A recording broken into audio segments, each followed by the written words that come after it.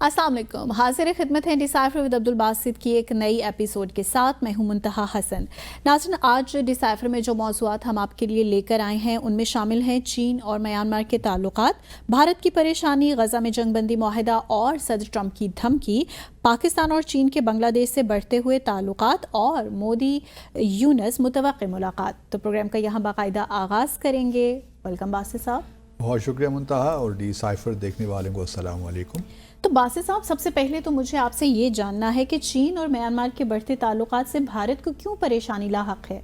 नहीं, परेशानी तो होनी चाहिए भारत को, सच्ची बात तो यही है। लेकिन उससे पहले कि हम इस परेशानी का जिक्र करें, थोड़ा जो हमारे एडवाइज़र हैं राना सनाउल्लाह साहब, उन्होंने गुज़श्ता रोज़ रिसीव किया अमरीकी काउंसलर पॉलिटिकल।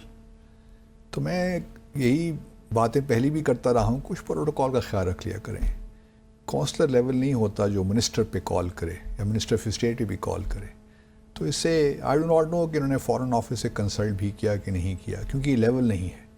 काउंसलर जो है मैक्सिमम हमारे डीजी या डायरेक्टर पे कॉल कर ले फॉरेन ऑफिस में, जॉइंट सेक्रेटरी तक। अब मिनिस्टर पर कॉल करना I do not really understand, but in any case this has been happening for years and years and will continue happening for years to come in my view. जहाँ तक आपका सवाल है, भारत को परेशान होना चाहिए, क्योंकि एक तरफ जहाँ Pakistan, China Pakistan economic corridor बन रहा है, वहाँ चाइना म्यांमार इकनॉमिक कॉरिडोर भी बन रहा है।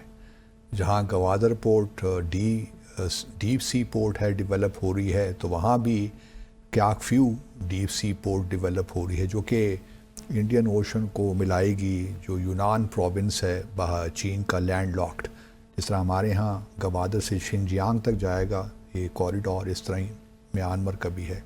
तो ये बहुत इम्पॉर्टेंट है BRI का। ये दो कॉरिडोर्स हैं ना, बड़े इम्पॉर्टेंट है चीन के लिए, क्योंकि ये बराह रास्त जो है इंडियन ओशन पे उसको एक्सेस देंगे और ये मलाका स्ट्रेट को अवॉइड कर लेंगे। जहाँ ट्रांसपोर्टेशन पे कॉस्ट कम होगी, वहाँ टाइम भी बहुत कम हो जाएगा। तो सारा उसके लिए जो है चीन के लिए अफ्रीका, यूरोप वगैरह से यहाँ से इंपोर्ट एक्सपोर्ट हो सकती है।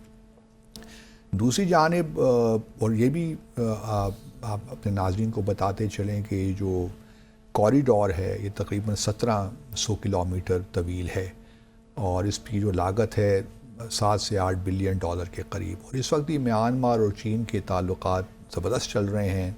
ट्रेड 20-26 बिलियन डॉलर के करीब है। जो 26% जो टोटल इन्वेस्टमेंट म्यांमार में आ रही है, उसका 26% चाइना से आ रहा है। तो आप इससे अंदाज़ा लगा सकती हैं कि ताल्लुकात की क्या नोयत है। फिर भारत को तशवीश तो होनी चाहिए इन द सेंस के 4 मेजर जो नॉर्थ ईस्टर्न स्टेट्स हैं वो म्यांमार के बॉर्डर पे हैं। म्यांमार और इसका जो बॉर्डर है 1400-1500 किलोमीटर है मेरे ख्याल में, जहाँ तक मुझे याद पड़ता है। तो इसमें 4 भारतीय स्टेट्स हैं, नागालैंड, मिज़ोरम, अरुणाचल और मणिपुर। मणिपुर में आप जानती ही हैं कि पिछले माह या पिछले दिनों एक वहाँ पे उन्होंने प्रेसिडेंशियल रूल भी लगा दिया था, क्योंकि कुकीज़ और मेटीज़ में प्रॉब्लम्स अभी तक चल रहे हैं। बल्कि अब तो प्रेसिडेंशियल रूल लगने के बाद मसाइल और बढ़ गए हैं और टेंशन बहुत ज़्यादा है। और तो इस वजह से भारत को ये तशवीश है कि कहीं चाइना अपनी इस प्रेजेंस का फ़ायदा उठाते हुए मज़ीद इंतशार ना फैलाए नॉर्थ ईस्टर्न स्टेट्स में।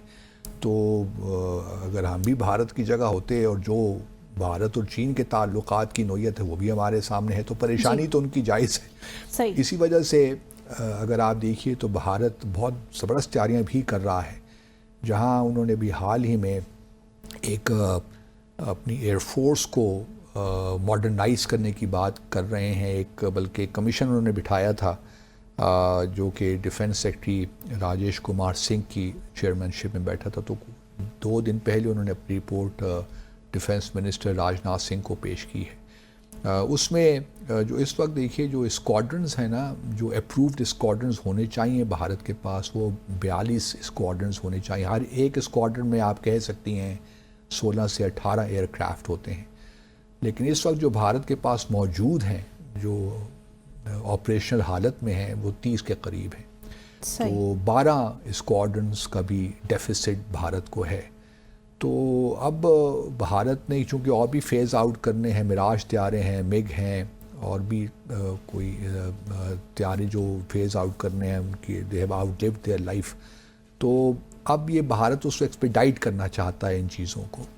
اور اس پہ جو کمیشن بیٹھا ہے انہوں نے ایک بڑی ویل نیٹ انٹیگریٹڈ اپروچ پیش کی ہے کہ کس طرح ہم پبلک پرائیویٹ پارٹنرشپ کو رکھتے ہوئے ہندوستان ایئروناٹکس جو ہے لمیٹڈ اس کو بھی تھوڑا سا فعال بنائیں، کیونکہ وہاں بھی بہت سستی سے کام ہو رہا ہے. ہر سال ان کی کوشش یہ ہے کہ 30 سے 40 طیارے ہر سال انڈکٹ ہونے چاہیے بھارت کی ایئر فورس میں، جو کہ ہو نہیں رہا. اس میں اگر آپ دیکھیے تو تیجا لائٹ کمبیٹ ایئر کرافٹ یا اس پہ بھی کوئی خاص جتنی تعداد میں ملنے چاہیے تھے بھارت کی ایئر فورس کو وہ نہیں مل پا رہے. اس طرح medium advanced combat aircraft وہ انڈیجنس پروڈکشن کرنا چاہ رہے تھے، وہ ابھی تک نہیں ہوا. پھر تیجا کا مارک 2 جو ہے جس میں الیکٹرانک کے جو ہے ویسٹنگ ہاؤس کے جو لگنے ہیں انجنز F414 وہ بھی ابھی امریکہ سے نہیں مل پا رہے. تو کافی چیزیں ڈیلے ہو رہی ہیں. تو ایک طرف ایئر فورس کا چیلنج ہے، لیکن اس پہ اب یہ رپورٹ آنے کے بعد لوگوں کا یہی کہنا ہے کہ اب چیزیں کچھ بہتر ہو جائیں گی. صحیح. دوسری طرف نیوی کی ایکسرسائزز بھی بھارت نے کی ہیں، نیول ایکسرسائز جو 3 ماہ تک پر محیط تھیں، اور یہ ہر 2 سال کے بعد ہوتی ہیں، لیکن اس دفعہ 3 مہینے تک یہ جاری رہیں. اور اس میں بہت سی مطلب جو ڈیٹیلز اب سامنے آئی ہیں، اس میں 70 وار شپس نے پارٹیسپیٹ کیا اس ایکسرسائز میں، جس میں 10 سب مرینز اور 10 سب مرینز بھی تھیں، اور 80 کے قریب ایئر کرافٹ اور ہیلی کاپٹرز نے. اس کو ٹروپیکس اس ایکسرسائز کو کہتے ہیں، لیول آپریشنل ریڈینس ایکسرسائز. تو یہ بھارت کو ایک تشویش تو ہے کہ چائنا کی پریزنس بڑھتی جا رہی ہے انڈین اوشن میں، اور پھر چائنا پاکستان کی کیپیبلٹی بڑھتی جا رہی ہے. تو یہ اس قسم کی جو ایکسرسائز ہے یہ ان کے لیے بڑی اہم ہے، کیونکہ ایسٹ ٹو ویسٹ انہوں نے سارے آرمی ایئر فورس کو ملا کر نیوی ایکسرسائزز یہ کی ہیں. تو بھارت کا جو ہے پریشانی میں سمجھتا ہوں کہ جائز ہے لیکن جہاں تک پاکستان کا تعلق ہے ہمارے تو ایسے ڈیزائنز نہیں ہیں. گو کہ بھارت میں یہ باتیں ڈسکس ہو رہی ہیں کہ جو بائیڈن ایڈمنسٹریشن تھی انہوں نے منی پور میں اور کچھ اور علاقے ملا کے جہاں کرسچنز کی آبادی ہے تو وہاں ایک کرسچن اسٹیٹ بنانے کی بھی، جو وکٹوریا نیولینڈ نہیں تھی ڈپٹی سیکرٹری بائیڈن کے زمانے میں اسٹیٹس، تو ان کو یہ کہتے ہیں کہ سارا ان کا ایک آئیڈیا تھا، ڈیزائن تھا کہ کس طرح ایک کارو آؤٹ کی جائے جو نارتھ ایسٹرن اسٹیٹس ہیں تو کرسچنز کی ایک بنا لی جائے ریاست، کیونکہ کرسچن سے بہت ظلم ہو رہا ہے. اور ابھی حال ہی میں بلکہ وہ ہم سن بھی لیتے ہیں، اگر ہمیں سنا سکتے ہیں پروڈیوسر صاحب، تو جو وولکر ترک جو UN ہیومن رائٹس کمشنر ہے، انہوں نے بھی ایک بیان میں جہاں کشمیر کا ذکر کیا منی پور کا بھی ذکر کیا. تو ہمارے پاس ہے پروڈیوسر صاحب، وہ ہم سنا سکتے ہیں کلپ شارٹ کے نہیں. تو انہوں نے بھی خاص طور پہ منی پور کا ذکر کیا کہ منی پور میں جو پریزیڈنشل رول آپ نے لگایا ہے، ڈیموکریسی کے جو آپ نے پرخچے اڑائے ہیں، جو ہیومن رائٹس انسانی حقوق کی صورتحال ہے وہ بہت تشویشناک ہے. تو اس وجہ سے جو معاملات چین اور میانمار کے بڑھتے ہوئے تعلقات تو تشویشناک ہونے چاہیے بھارت کے لیے.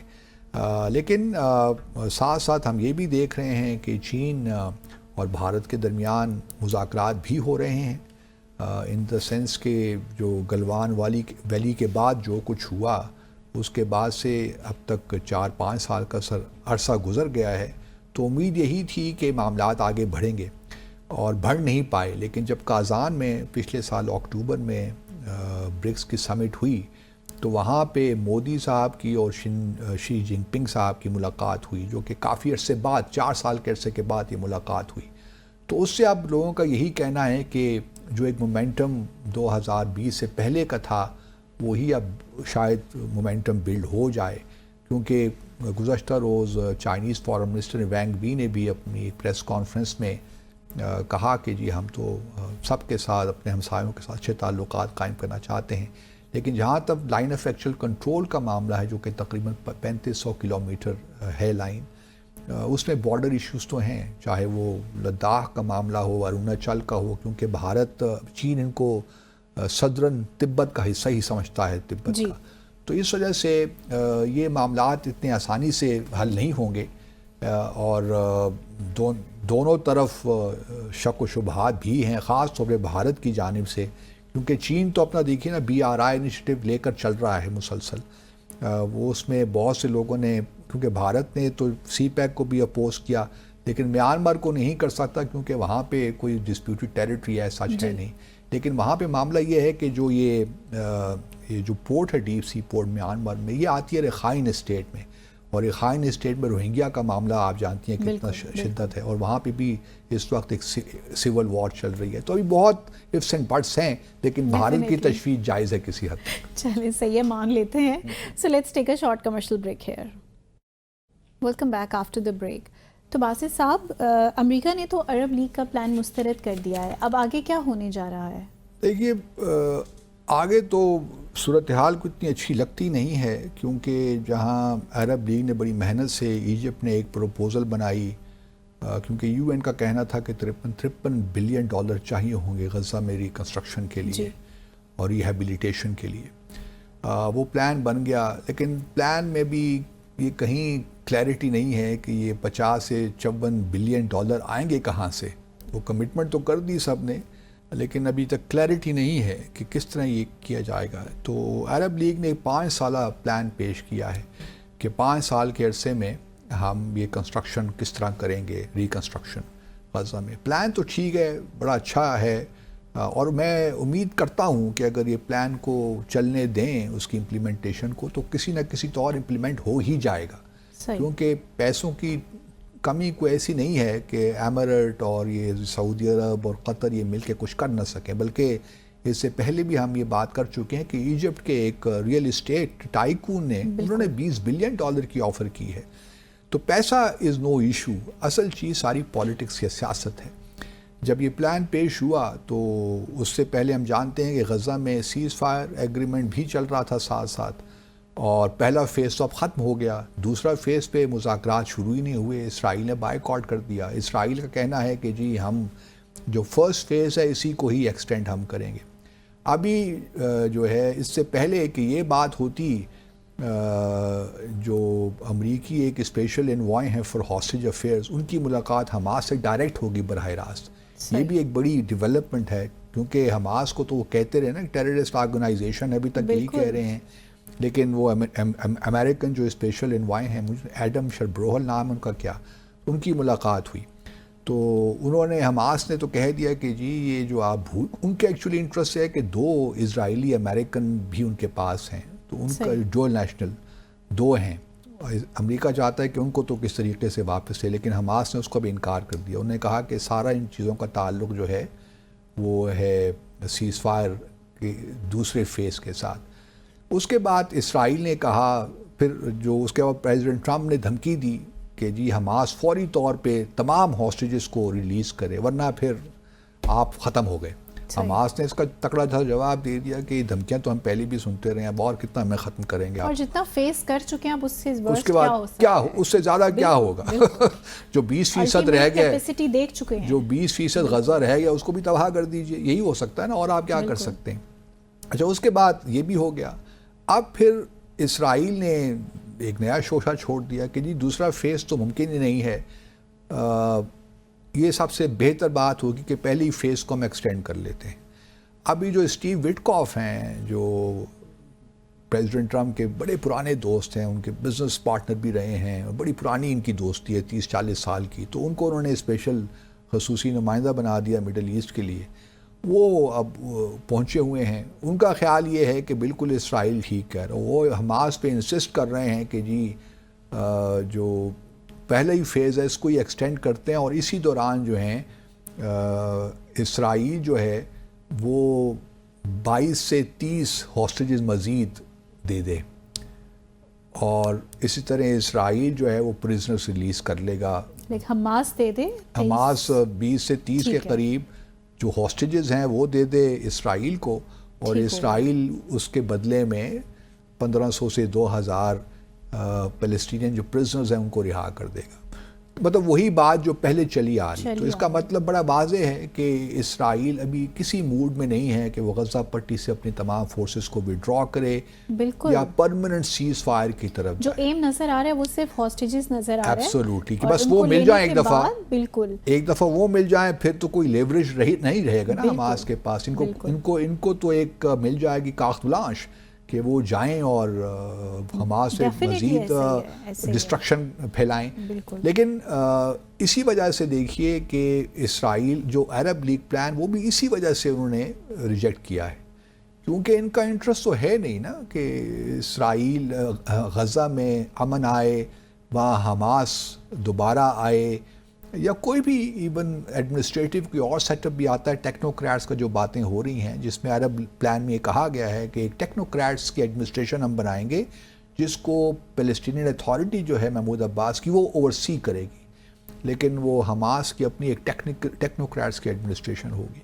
حماس نے یہ تسلیم کر لیا ہے کہ ٹھیک ہے جی آپ ٹیکنوکریٹس کی بنائیے ایڈمنسٹریشن, ہمیں اس پہ کوئی اعتراض نہیں ہے, لیکن ہم جو ہماری اپنی ایک آرگنائزیشن ہے اس کو ہم ختم نہیں کریں گے جی. اور وہ جائز بھی ہے کیونکہ یہ فارن آکوپیشن کے خلاف نبرد آزما ہے نا, تو وہ کیوں اپنی جو بھی ان کے پاس اس وقت طاقت ہے یا جو بھی ان کے پاس کیپیسٹی ہے وہ کیوں اس کو جانے دیں. ان پوائنٹس پہ تو آتے ہی نہیں ہیں. تو اس وجہ سے اب عرب لیگ کا جو پلان ہے وہ بھی انہوں نے مسترد کر دیا, کیونکہ اس کی وجہ یہی ہے اگر وہ اس کو ایکسیپٹ کر لیتے ہیں تو اس کا مطلب یہ ہے کہ جو اسرائیل کے آبجیکٹیوز تھے کہ حماس کو بالکل تباہ کرنا ہے وہ تو نہیں ہوئے, اور اسرائیل کے لیے بھی امپورٹنٹ نہیں ہے. سچی بات ہے, اصل معاملہ بن نتنیاہو کا ہے, اس کو فار رائٹ کی جو پارٹیز ہیں ان کو اپنے ساتھ رکھنا ہے. جس دن اسرائیل نے حماس کی یا عرب لیگ کا پلان ایکسیپٹ کر لیا اور سیز فائر ایکسیپٹ کر لیا اور اپنی فوجیں غزہ پٹی سے بالکل وڈرا کر لیں, تو اس دن اسرائیل کی بن نتنیاہو کی حکومت بھی ختم ہو جائے گی, کیونکہ جو اسموٹرچ ہیں فائنانس منسٹر وہ بھی اپنی پارٹی اور کوalition سے نکال لیں گے.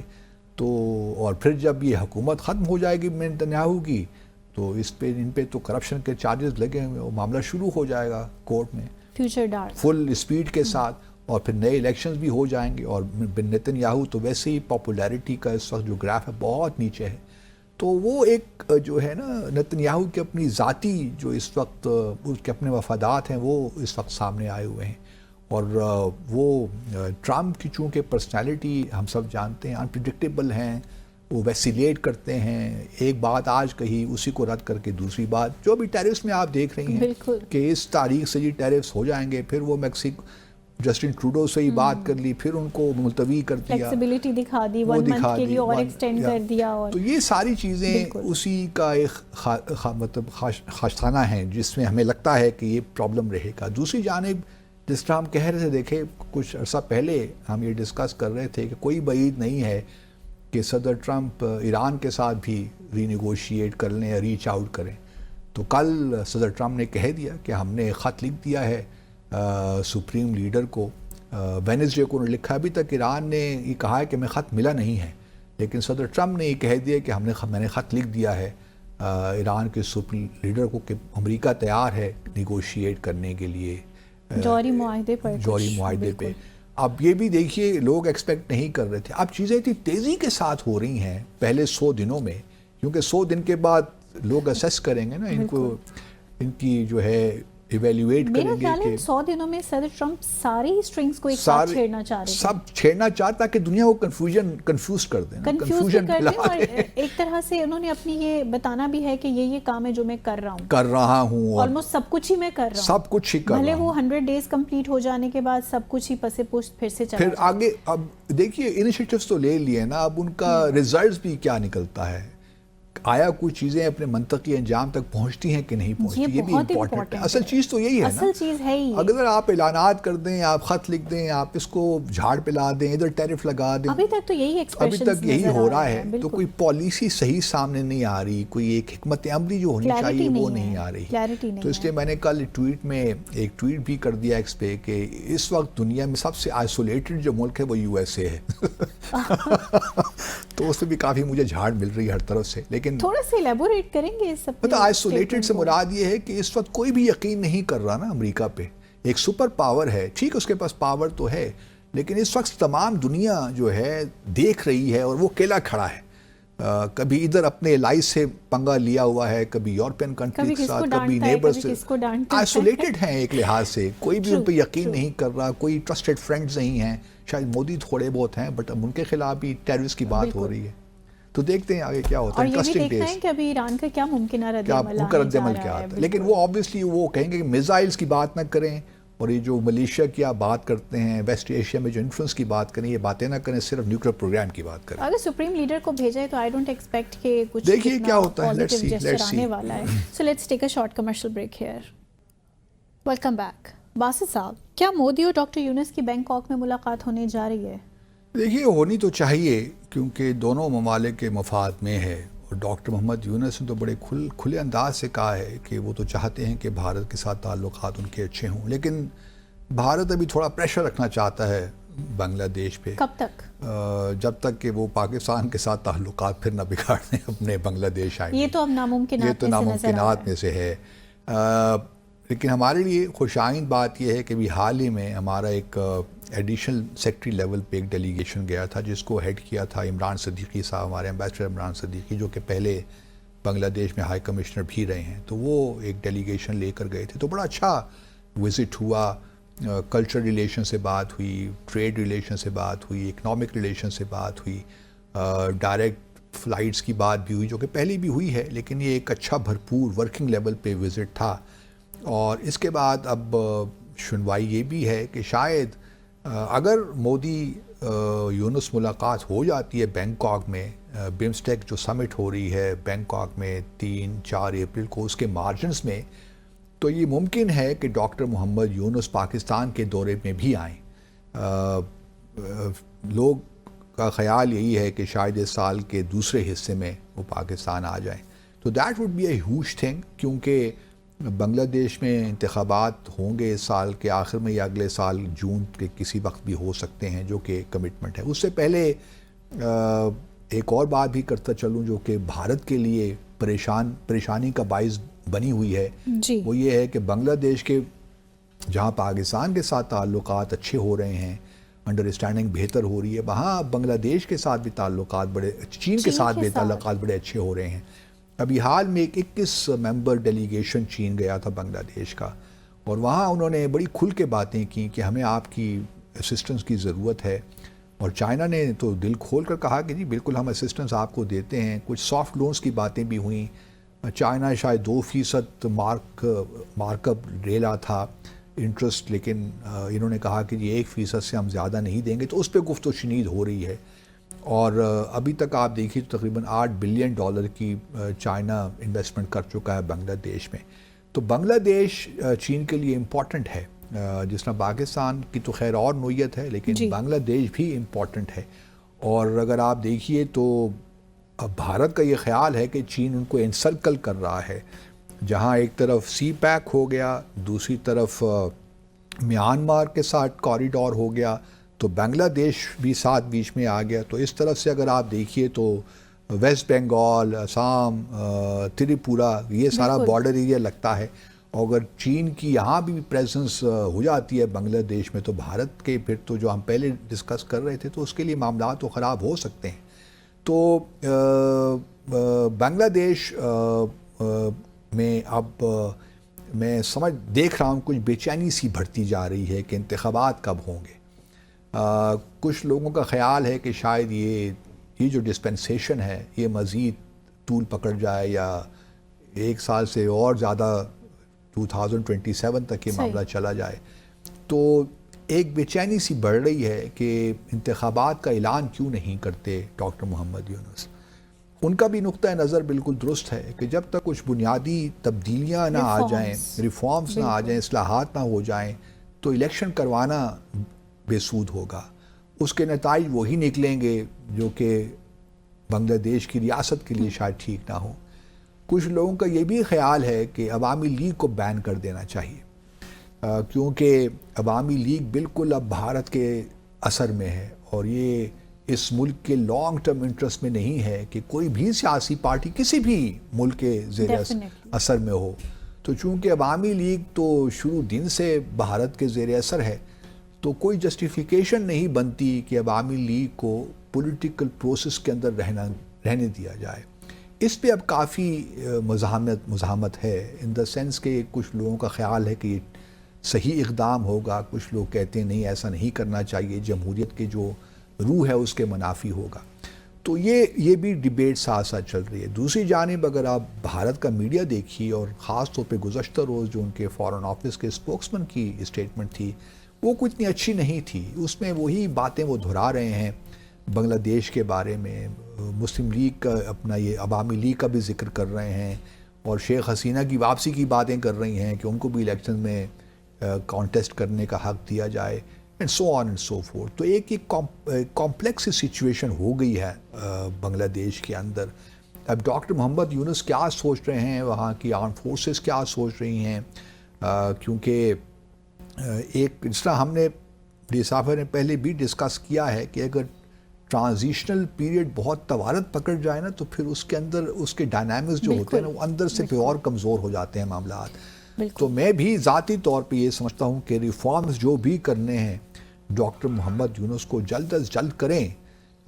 ٹھیک ہے وہ ایسے جلد بازی میں بھی نہیں ہو سکتے, کیونکہ کوئی ہیسٹی کام کرنے سے اس کے اپنی ریپرکشنز ہیں. تھنک تھرو کریں, ویل تھاٹ آؤٹ ریفارمز ہونے چاہیے جو بھی وہ کرتے ہیں, کیونکہ کچھ لوگوں کا خیال ہے کہ اس ڈسپنسیشن کے ہوتے ہوئے تو الیکشنز نہیں ہو سکتے, کیونکہ یہ تو انٹرم سیٹ اپ ہے, اور یہ اس سے تو آلریڈی اپنے جو ہیں انکلینیشن یا اپنے بائسز ہیں اگینسٹ عوامی لیگ کو ظاہر ہیں ان کے, جس طریقے سے عوامی لیگ کے خلاف یہ کام یا ایکشنز لے رہے ہیں اور شیخ حسینہ کو انہوں نے بھگا دیا, تو اس سے تو ہم اس حکومت سے ہم یہ توقع نہیں رکھ سکتے کہ یہ صحیح فری اینڈ فیئر انتخابات کروائیں گے.